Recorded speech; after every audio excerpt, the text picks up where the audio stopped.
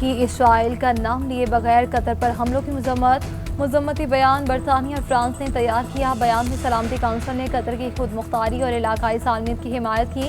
गजा से यरगमालियों की रिहाई जंगबंदी को अवलीन तरजीह रखने पर जोर दिया। बयान अमरीका की मंजूरी से जारी किया गया।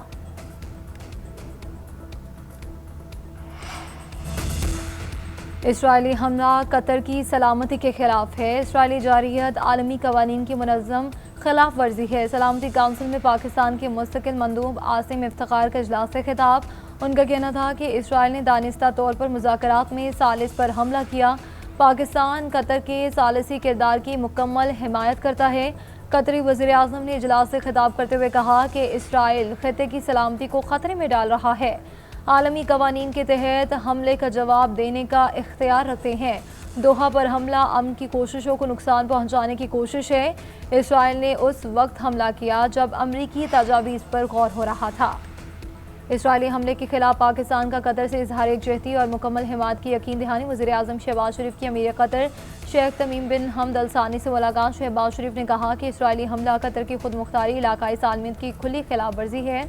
मशरिक़ वस्ता में इसराइल की डटाई से जारी जारियत को रोकना होगा। उम्मत मुसलमान को अपनी सफ़ों में इत्तेहाद की ज़रूरत है। शहबाज शरीफ दौरा कतर मुकम्मल करके वतन वापस पहुँच गए।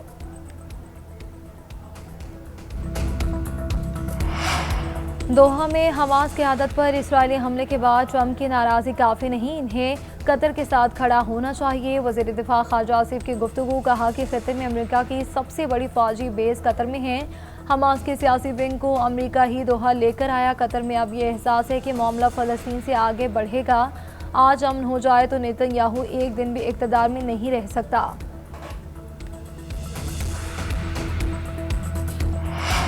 अमरीकी रियासत मैरीलैंड की नेवल अकेडमी में फायरिंग। पुलिस और सिक्योरिटी की बड़ी तादाद अकेडमी पहुंच गई। अकेडमी का लॉकडाउन, किसी भी शख्स के दाखिले पर पाबंदी। वाक़या मिडशिपमैन के ज़ेरे इस्तेमाल बैंग्रोफिट हॉल में पेश आया।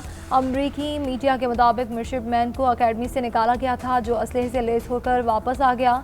हमलावर खुद को फ़ौजी एहलकार जाहिर करके दरवाज़ा खटखटाता रहा और तलबा के हॉस्टल में घुसकर फायरिंग की। गवर्नर मैरीलैंड का कहना है कि इत्तफाकिया गोली चलने से एक कैडेट जख्मी हुआ। नेवल अकेडमी में अब कोई खतरा नहीं है। पंजाब के मुख्तलिफ इलाके ताहाल सैलाब की लपेट में। दरियाए चनाब के बिफरे रेले बेकाबू। शुजाबाद में मुजाधोंदो और माड़ा के मकाम पर 2 बंद टूट गए। जलालपुर पीरवाला के 70% दही इलाके डूब गए। मुल्तान शहर को बचाने के लिए उज शरीफ रोड पर शगाफ डाल दिया गया। सैलाब का रुख बस्ती लौंग, बस्ती कन्हों और बहादुरपुर और दीगर की जानिब हो गया। कोट मिठन, रुझान और ज़ाहिर पीर के भी दर्जनों देहात मुतासर। मुजफ्फरगढ़ की तहसील अलीपुर के भी कई इलाके ज़ेरे आब। सैदपुर शहर के कई इलाके पानी में डूब गए।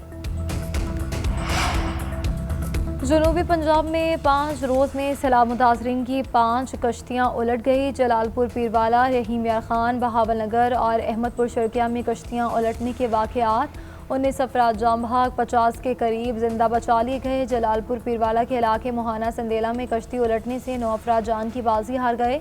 जाम भाग होने वालों में 4 सगे बहन भाई भी शामिल। मकामी लोगों ने 19 अफराद को बचा लिया। सैलाब मुतासरीन प्राइवेट कश्ती पर सफ़र कर रहे थे। और लियाकतपुर में भी रेस्क्यू ऑपरेशन के दौरान कश्ती हादसा। लापता 2 खवातीन समेत 3 अफराद की लाशें मिल गई। जाम भाग अफराद की तादाद 8 हो गई। बहावल नगर में भी कश्ती उलट गई। रेस्क्यू टीम ने 20 अफराद को जिंदा बचा लिया। 2 लापता अफराद की तलाश के लिए रेस्क्यू ऑपरेशन जारी। पंजाब के बाद बिफरी लहरों ने सिंध का रुख कर लिया। आइंदा 48 घंटे अहम करार। दरियाए सिंध में हेड पंजनत के मकाम पर पानी की सतह में मुसलसल इजाफा और बाड़ों में पानी दाखिल शुरू होना हो गया।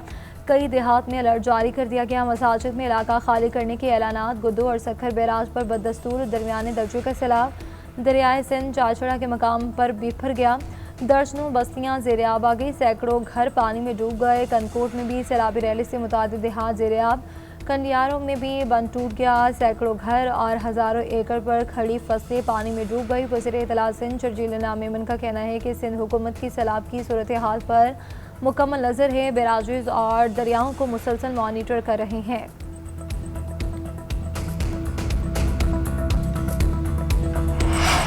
सदर आसिफ अली जरदारी आज से 21 सितंबर तक चीन का सरकारी दौरा करेंगे। सदर मुमलिकत चीन के मुख्तलिफ शहरों में जाएंगे और सूबों की क़यादत के साथ बातचीत करेंगे। पाक चीन इक़्तिसादी ताउन, सीपैक और मुस्तक़बिल में रवाबित के इक़दाम पर बातचीत होगी। फ़रीक़ैन क़सीरुल जहदी फ़ोरम्स पर बाहमी ताउन पर तवज्जो मरकूज़ करेंगे।